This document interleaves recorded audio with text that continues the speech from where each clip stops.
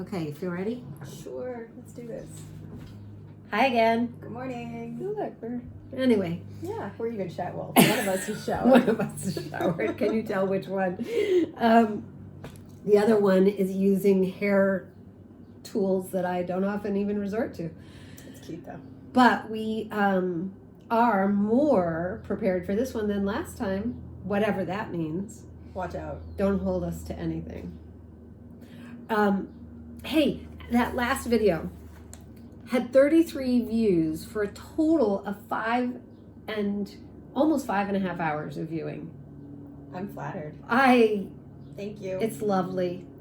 And the average was 9 minutes and 53 seconds. So I didn't completely bore them is what I'm hearing.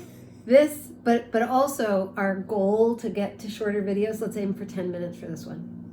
I like your thinking. Okay, good. And we also want to send a shout out to Kealoha and to Beth. Thank you for explicitly saying do more, because we like sitting around the kitchen table with y'all. So today we have a theme. We do. Cytokines. Cytokines. Right. We even looked up Google pronunciation, although the reality is it depends on the country you live in. But my personal country, I'd always called them cytokines, and I think that's the least used. So I'm going to try and say cytokines.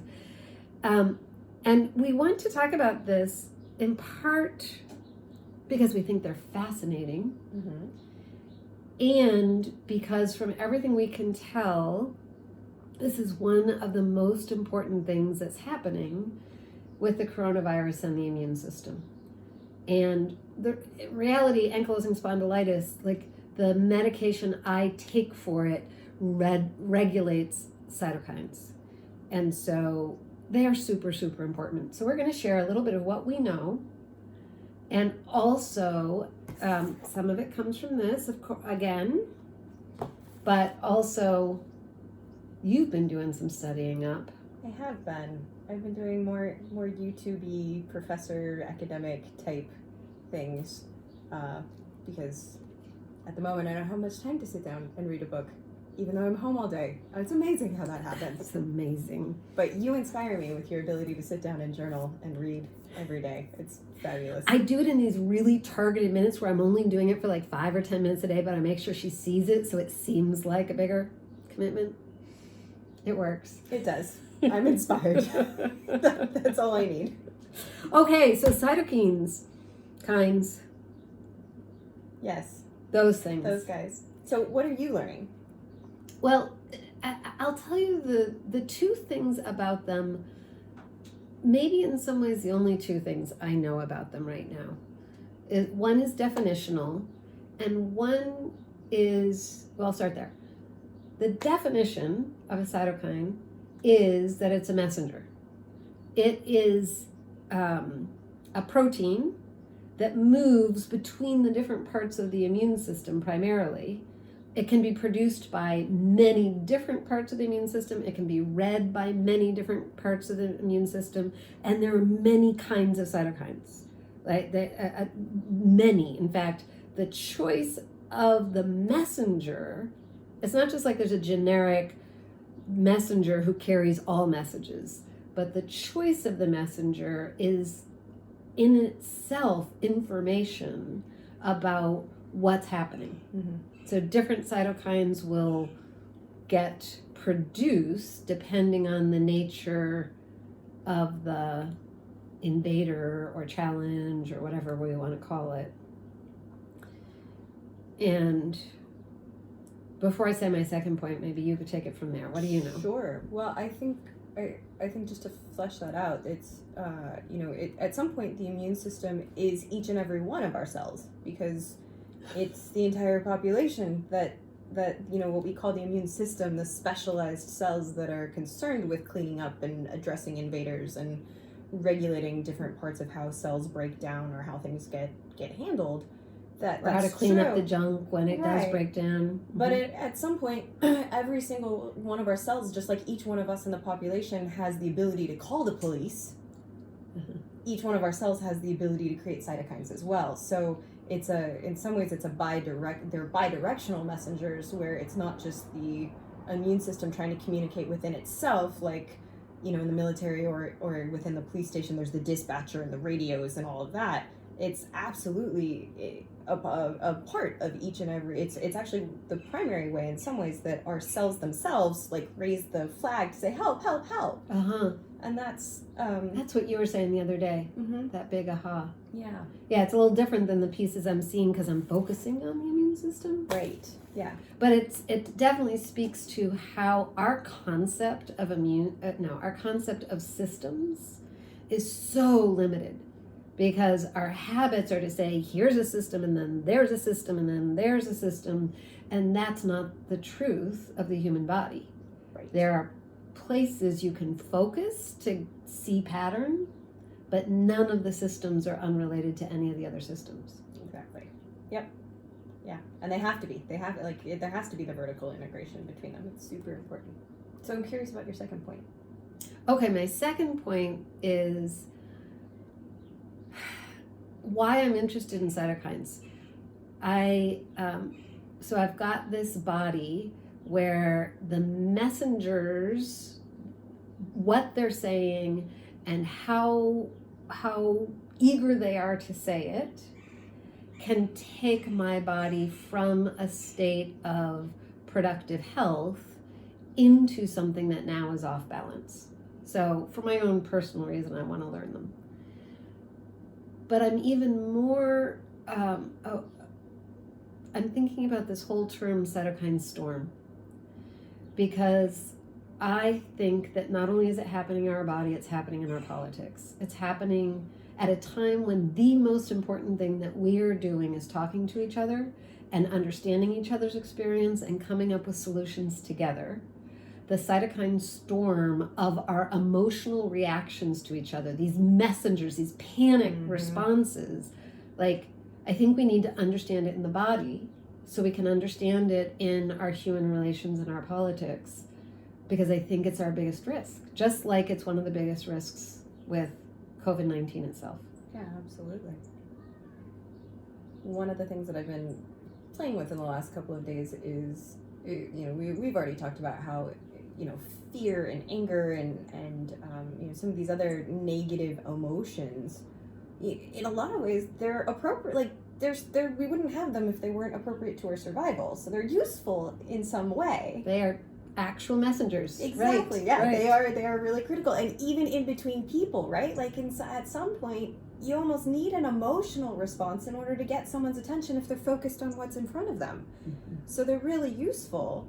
What doesn't become useful, whether it's in our body or in culture at large, is when it becomes an undifferentiated response. It's just everywhere, and that's where it starts to kind of build on itself. The sky is falling, kind of. Yeah. Yep. And the other place that our bodies tend to do a little bit better with, but we're seeing it, the people are challenged with it, is that inside of our bodies, there are feedback mechanisms, and there are mechanisms that once a system gets activated, there's something else that comes in later to deactivate it. That's right. And I think in some ways, especially in America, we're so independence-oriented, individualist and independence-oriented, that once our vigilance gets activated, which in a lot of ways is what cytokines are meant to do. They're just meant to be like, hey, there's a problem. It's kind of in this arena. Now, could you just get over here or bring reinforcements or whatever? You know, it's appropriate that, you know, with COVID-19, hey, we need to be vigilant. But that doesn't mean that we need to be vigilant about everything at all times, and that any information coming in that is contrary to our vigilance or could modulate our vigilance or whatever, that's not an additional threat. So it doesn't have to keep building the way that it's building. Right. And that's what I'm seeing. Yeah. Yeah. It brings to mind this moment I had this week when I realized I didn't believe in spring. Can you say more about that? Well, clearly spring happened. Because my allergies have something else to say about that. Your allergies are creating all sorts of cytokine storms, right? So clearly spring happened. I noticed it. I noticed flowers. I noticed people talking about it. I noticed Easter. But there is something about that hypervigilance that is a generic coding in my system that is saying there's nothing to be trusted here. Nothing is real. Anything you knew before is no longer true. And that is it's a useful initial message, but just like you said, the rest of the system has to come in and say, oh wait, now let's take another level of it. This is still true, that's not true. Or this thing that we thought wasn't true now becomes true under these circumstances. And that's the beauty of the immune system. It can do all of that. Mm-hmm. Yeah, when we're balanced, right? And I think that that's another thing that we're seeing is that there's, on so many levels in our culture, there are so many imbalances and so many ways in which we ask ourselves to act unnaturally, that at some point we lose the cohesion and congruence between our intent and our mind and our spirit, and then our emotional responses to that, and then what our physical body is actually capable of, and even what's appropriate for our physical body. And when, again, going back to where the immune system is good at identifying what's self and what's not self, when we lose that cohesion between those different parts of ourselves, the immune system kind of just has to throw its hands up because it's getting too many different directives. There's too many different priorities. And when part of what the immune system does best is it goes into vigilance and it fights. When we don't have a cohesive sense of self, then no wonder we see so much in the way of autoimmune diseases. And when things like COVID show up, we're seeing a tremendous amount of cytokine storms because the immune system is already so taxed and already so overblown that anything new coming in is just like it becomes a shitstorm. Right. Pardon my French, but it's our video. We get to decide. And so I think that is a really useful. It's just a useful thing to keep in mind when we're in the space of I feel doubt and I'm concerned about there is no hope and all of this. Kind of checking in to say like, hey, how much of this is just an overblown vigilance response? Right. And what are my tools and where can I get additional feedback and where can I even create agreements with the people around me and the resources around me to initiate those down regulation responses? Because we're not very good at that in our culture. We're not, and yet we truly have everything we need. Whether it's friends and family, whether it's prayer, whether it's go out and be in nature, like all of those things are the interconnected system that helps modulate. And I just want to say this, we're already over time. We are. You've been so patient, thank you. But how important self-acceptance is to all of this. Because the second we do not accept ourselves, we add to the hypervigilance and the message that something is wrong. And so the most simple thing I think that all of us can do is this thing of be kinder to yourself than you've ever been before. Because if we need to learn that, the body is inside the mind, that means the body is one of our best teachers and we can learn from it. But it also means these commitments we make to put the knowledge we have to use are huge. Agreed. Yeah. Stopping the war within is the fastest way to stop the war outside. Yeah. Awesome. This is our kitchen table this Saturday morning. Thanks so much for joining us. Thanks for indulging us, and we hope to see you next time.